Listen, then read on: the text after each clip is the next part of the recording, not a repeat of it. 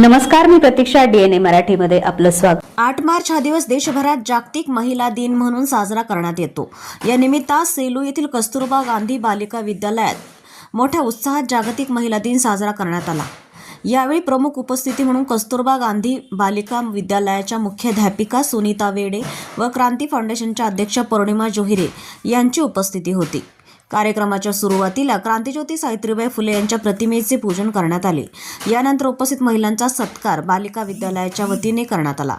यावेळी मुख्याध्यापिका सुनीता वेडे यांनी आपले मनोगत व्यक्त केले, तर क्रांती फाउंडेशनच्या अध्यक्षा पौर्णिमा जोहिरे यांनी जागतिक महिला दिनाचे महत्त्व सांगत महिलांनी समानता व सन्मान मिळवण्यासाठी कसा संघर्ष केला आहे याबद्दल विद्यार्थिनींना माहिती दिली व महिला शिक्षणाचे महत्त्व सांगितले.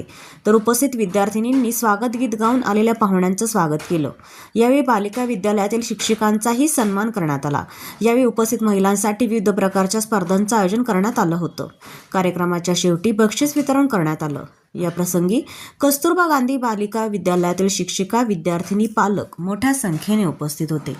प्रतिनिधी बालाजी कांबळे, DNA मराठी.